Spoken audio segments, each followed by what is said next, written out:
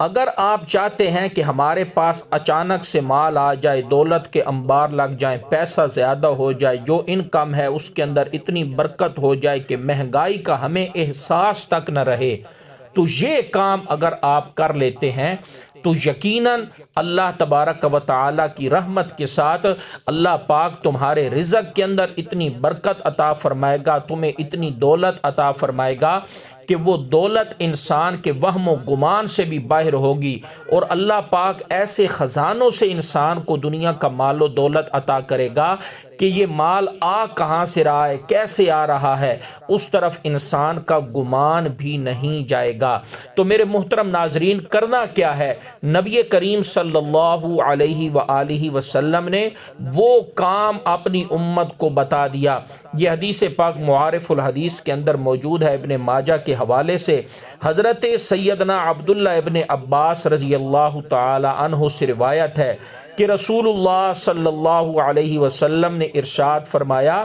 جو بندہ استغفار کو لازم پکڑ لے، یعنی اللہ تبارک و تعالی سے برابر اپنے گناہوں کی معافی مانگتا رہے، تو اللہ تبارک و تعالی ہر تنگی اور مشکل سے نکلنے اور رہائی پانے کا راستہ بنا دے گا، اور اس کی ہر فکر اور ہر پریشانی کو دور کر کے کشادگی اور اطمینان عطا فرمائے گا۔ تیسری بات کرنے سے پہلے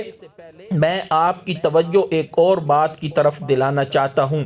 یہ جو وجہ ہے نا کہ آج ہمارے پاس انکم بھی ہے لیکن وہ پوری نہیں ہو رہی، اخراجات بڑھتے جا رہے ہیں، ہم کیا کریں، مہینے کی آخری تاریخیں آ جاتی ہیں تو سر پکڑ کر بیٹھ جاتے ہیں، تو میرے محترم ناظرین، سب سے پہلی بات جو ہے، اس چیز کو ختم کرنے کے لیے انسان کو اپنے گناہوں سے توبہ کرنی چاہیے۔ اصل رزق کے اندر جو برکت آتی ہے اس کی ابتدا یہیں سے ہوتی ہے کہ انسان توبہ کرنے کا اہتمام کرے۔ اگر انسان اپنے گناہوں سے توبہ نہیں کرتا تو پھر اللہ تبارک و تعالی کی طرف سے آنے والی رحمت و برکت جو ہے مال کے اندر، وہ اللہ تبارک و تعالی اسے روک لیتے ہیں۔ پھر اللہ تبارک و تعالی انسان کے اوپر گناہوں کی وجہ سے آئے دن پریشانیاں مسلط کرتے ہیں، اور اللہ تبارک و تعالی کے نبی صلی اللہ علیہ وسلم نے وہ جو تیسری بات بتائی، آئیے آپ میں وہ سناتا ہوں۔ اللہ کے نبی صلی اللہ علیہ وسلم نے ارشاد فرمایا